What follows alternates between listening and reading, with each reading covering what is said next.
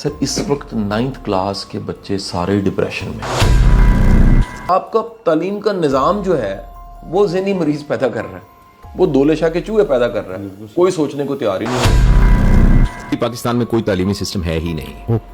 چہ جائے کہ ہم یہ کہیں کہ یہاں کا تعلیمی نظام خراب ہے یا ٹھیک. پاکستان میں ایجوکیشن شروع سے ہی ترقی, روشن مستقبل اور ایک اچھی زندگی کی علامت سمجھی جاتی رہی ہے, لیکن آج یہی ایجوکیشن نوجوانوں کے اندر ذہنی دباؤ, مایوسی اور انگزائٹی کا سبب بن چکی ہے. ہم ایک ایسے دور کے اندر جی رہے ہیں کہ جہاں ایک اسٹوڈنٹ صبح اسکول, کالج اور یونیورسٹیز کے اندر کلاسز لیتا ہے, دوپہر میں ٹیسٹ, اسائنمنٹس اور ٹیوشن کا بوجھ اس کے اوپر ہوتا ہے, اور شام کو وہ اسی تعلیم کی تھکن سے فارغ ہو کر اپنے مستقبل کی فکر میں ایک خوف سے بھرپور زندگی گزار رہا ہے. ایک رپورٹ کے مطابق پاکستان کے 53% اسٹوڈنٹس جن کی عمر 15 سے 18 سال ہے وہ سٹریس اور انگزائٹی کے ساتھ لڑ رہے ہیں. آخر کیوں پاکستانی طالب علم اس ایکیڈیمک سٹریس کے ساتھ زندگی گزار رہے ہیں؟ کیوں ہمارے تعلیمی نظام کے اندر ایکیڈیمکس لوڈ زیادہ ہے؟ آج کی ویڈیو میں جاننے کی کوشش کریں گے کہ وہ تعلیم جو نوجوانوں کے لیے ایک امید کی کرن ہوتی ہے وہ ہمارے نوجوانوں کے لیے کیسے مایوسی اور سٹریس کا سبب بن رہی ہے.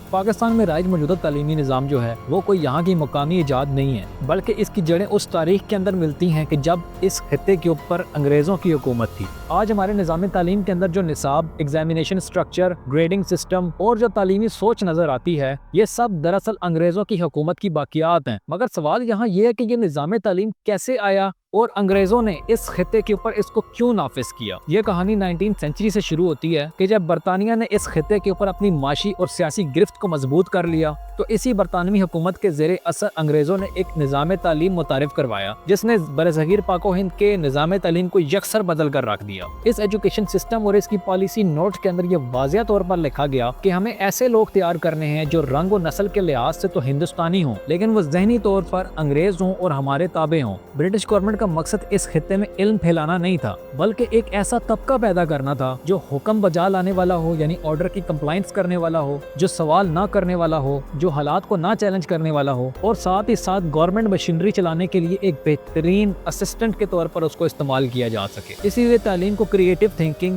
ایجوکیشنل ریسرچ اور تربیت کے بجائے رٹا, امتحان اور گریڈ کے گرد گھما دیا گیا. اس کا مقصد صرف ایک ہی تھا کہ اس خطے کے لوگ سسٹم چلانے کے قابل بنے, نہ کہ سسٹم کو بدلنے کے قابل بنے. آج پاکستان کا طالب علم جو اس ایجوکیشنل سسٹم کے اندر پڑھ رہا ہے, تعلیم حاصل کر رہا ہے, صبح سے لے کر شام تک اس کو نمبروں کی دوڑ کے پیچھے بگایا جا رہا ہے, اسائنمنٹس, مقابلہ, فیل ہونے کی ٹینشن جو اسے کھائے جا رہی ہے, یہ سب اسی ایجوکیشنل آرکیٹیکٹ کا نتیجہ ہے. ہمارے اسکول, کالجز اور یونیورسٹیز آج وہی سوچ لے کر آگے بڑھ رہے ہیں جو ایک عرصہ پہلے انگریزوں نے اس خطے کے اوپر مسلط کی تھی, اور ہر شخص اس ڈگریوں سے گھرے ہوئے نظام کے اندر صرف اور صرف ایک ہی چیز تلاش کرتا ہے اور وہ چیز ہے نوکری. اس نظام تعلیم کا سب سے بڑا نقصان یہ ہوا کہ تعلیم ایک امید نہیں رہی بلکہ ایک بوجھ بن گئی. یہ سسٹم کریٹیوٹی پیدا نہیں کرتا بلکہ ملازمت پیدا کرتا ہے. یہ سوچنے والا دماغ نہیں بناتا بلکہ حکم بجا لانے والا ایک انسان پیدا کرتا ہے. یہی وجہ ہے کہ آج پاکستانی اسٹوڈنٹ سٹریس اور انگزائٹی کے ساتھ اپنی زندگی گزار رہے ہیں. ان اسٹوڈنٹس کو ہر وقت یہ خوف رہتا ہے کہ کیا یہ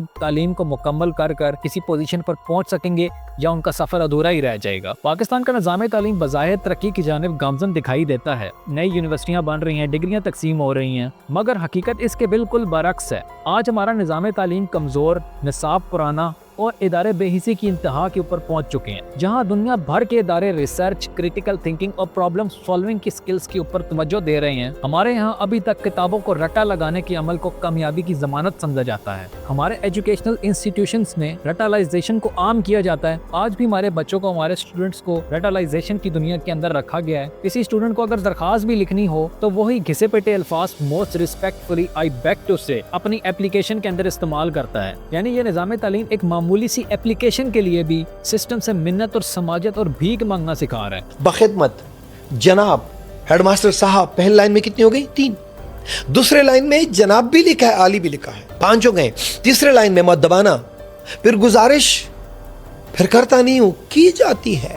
اور دوسری طرف اگر اسٹوڈنٹس کی برین گرومنگ کی بات کریں تو طلبہ کو یہ سکھایا ہی نہیں جاتا کہ انہوں نے سوچنا کیسے ہے, کسی مسئلے کا حل کیسے نکالنا ہے, بلکہ صرف یہ سکھایا جاتا ہے کہ آپ نے امتحان کے اندر نمبر اچھے کیسے لینے ہیں, فرسٹ کیسے آنا ہے, 90% کیسے لینے ہیں. تقریباً ہر شخص جب اپنے بچے کو اسکول میں داخل کراتا ہے, کسی ادارے میں داخل کراتا ہے, اس کے نزدیک صرف ایک مقصد ہوتا ہے کہ اس کے بہت اچھے نمبر آئیں اس کا بہت اچھا گریڈ آئے اور اس گریڈ کی بنیاد پر پھر اس کے پاس ایک بڑی سی ڈگری ہو اور جس ڈگری کی بنیاد پر اس کو نوکری مل جائے اور اس نوکری سے وہ پھر اپنے روزگار کا بندوبست کرے. مگر کسی اسٹوڈنٹس کی کریٹیوٹی، اس کی سکلز اور اس کی پرسنالٹی ڈیولپمنٹ کے اوپر کوئی بات نہیں کرتا. اس کو پرابلم سالونس کی سکل نہیں سکھائی جاتی، بلکہ صرف اس کو پاس کرانے کا ٹھیکہ ہمارے اداروں نے اٹھا رکھا ہے. اور اگر کوئی بچہ اس ایجوکیشنل سسٹم کے اندر کمزور ہے، کسی ڈپریشن، کسی انگزائٹی، کسی ذہنی بیماری کا شکار ہے، تو اس اسٹوڈنٹ کو کاہل، کمزور اور نالائق کہہ دیا جاتا ہے. اور دوسری طرف اسٹوڈنٹ اگر کلاس میں کوسچننگ کرتا ہے، کراس کوسچننگ کرتا ہے، ٹاپک سے ہٹ کر کوئی بات کرتا ہے، تو اسے irrelevant to the topic کہہ کر بٹھا دیا جاتا ہے، جس سے کسی بھی طالب علم کی پرسنالٹی ڈیولپمنٹ اور اس کی برین گرومنگ اور اس کی کانفیڈنس کی سکل جو ہے وہ ختم ہو جاتی ہے اور وہ سوال اٹھانا چھوڑ دیتا ہے. اور دوسری طرف ہمارے ملک کے اندر ایگزام کو پاس کرانے کے لیے ہزاروں اکیڈمیز کھلی ہوئی ہیں جو یہ کلیم کرتی ہیں کہ ہمارے پاس پڑھنے والے بچے ہمیشہ پاس ہوتے ہیں، اور پھر صبح سے لے کر شام تک اس نصاب کے رٹا لگا لگا کر بچوں کو یاد کرایا جاتا ہے. اور جب کوئی بچے 90% مارکس لے کے آتے ہیں تو ان کی تصویریں اور ان کے مارکس بائی ڈسپلے بورڈ کے اوپر لگا دیے جاتے ہیں، اور پھر دنیا کو بتایا جاتا ہے کہ ہمارے کالج کی، ہماری اکیڈمی کے 20 بچوں نے 90% مارکس لیے، ہمارے ادارے کے 20 بچوں نے 95% مارکس لیے. لیکن کوئی ادارہ یہ لکھ کر باہر نہیں لگاتا کہ ہمارے ادارے کا ٹرن اوور اس سال کتنا ہوا، کتنے پیسے طلبہ سے فیسوں کی مد میں چارج کیے گئے. دنیا بھر میں ترقی یافتہ ممالک کے اندر اس ایجوکیشن کو ایک مقابلے کا امتحان نہیں بنایا جاتا. اب سوال یہاں یہ ہے کہ کیا دنیا بھر کے اندر یہی گریڈنگ سسٹم، یہی نظام تعلیم رائج ہے؟ تو اس کا جواب ہے نہیں. دنیا بھر کے ترقی یافتہ ممالک کے اندر تعلیم کا تصور وہ نہیں ہے جو آج پاکستان کے اندر رائج ہے، جہاں پاکستان میں تعلیم کو مقابلے کا امتحان، ذہنی دباؤ اور رٹے کا کھیل سمجھا جاتا ہے. اور وہیں ترقی یافتہ ممالک بالخصوص فن لینڈ، ناروے، کینیڈا اور جاپان کے اندر تعلیم کو ایک فطری اور سلو رفتار سے تیار ہونے والے عمل کے طور پہ دیکھا جاتا ہے. ان ترقی یافتہ ممالک کے اندر بچے کو تعلیم ان کی ذہنی، جسمانی اور سماجی نشو و نما کے مطابق دی جاتی ہے،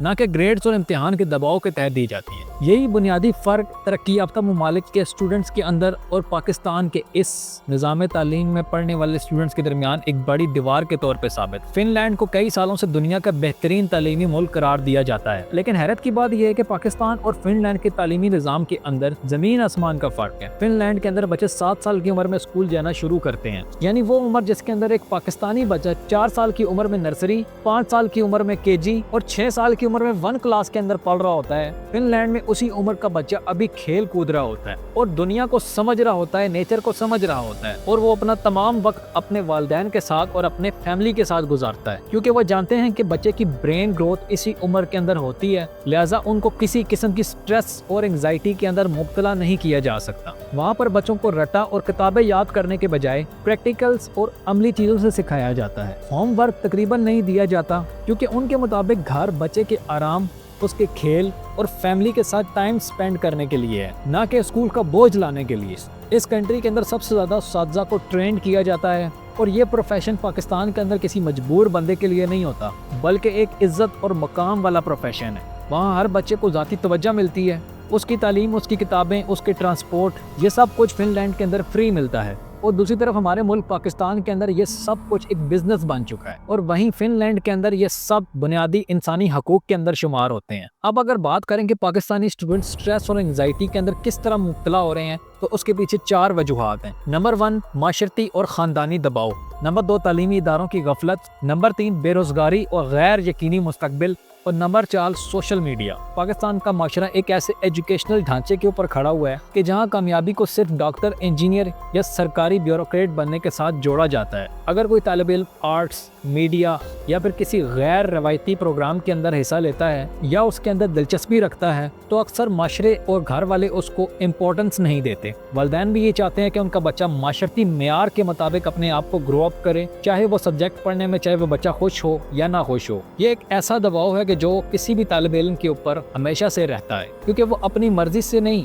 بلکہ دوسروں کی توقعات کے مطابق تعلیم حاصل کرتا ہے، اور آہستہ آہستہ وہ اپنی کریٹیوٹی سے دور چلا جاتا ہے اور اپنی پہچان کھو دیتا ہے، اور ساتھ ہی ساتھ وہ یوں ڈپریشن کے اندر بھی مبتلا ہوتا جاتا ہے. نمبر 2 تعلیمی اداروں کی غفلت. پاکستان کے اندر زیادہ تر تعلیمی ادارے سٹریس اور انگزائٹی کو غیر سنجیدہ معاملہ سمجھتے ہیں. بہت کم یونیورسٹیز کے اندر سائیکولوجیکل سپورٹ یونٹ یا کاؤنسلنگ سینٹر موجود ہوتے ہیں. اگر کوئی طالب علم کسی سٹریس یا دباؤ کا شکار ہے تو اسے ناکام تصور کیا جاتا ہے. ادارے نہ تو اس کی پرابلم کو سنتے ہیں اور نہ ہی اس کی پرابلم کو سالو کرتے ہیں اور نہ ہی اس کا ممکنہ حل فراہم کرتے ہیں. اسی وجہ سے اسٹوڈنٹس جو ہیں وہ اپنے جذبات کو چھپانے لگ جاتے जाते हैं और फिर वो अंदर ही अंदर एक घुटन और खौफ से भरपूर जिंदगी जीना शुरू कर देते हैं। नंबर 3, बेरोजगारी और गैर यकीनी मुस्तकबिल। जब कोई तालिब इल्म ग्रेजुएशन करने के बाद डिग्री हासिल करता है और एक प्रैक्टिकल जिंदगी के अंदर कदम रखता है तो उसे सबसे पहले एक झटका बेरोजगारी की शक्ल के अंदर मिलता है। पाकिस्तान के अंदर हर साल लाखों तलबा ग्रेजुएट होते हैं, मगर पाकिस्तान के अंदर जॉब सिर्फ चंद हजार स्टूडेंट्स के लिए ही दस्तयाब होती है। एक तरफ फीसों का कर्ज और दूसरी तरफ बेरोजगारी,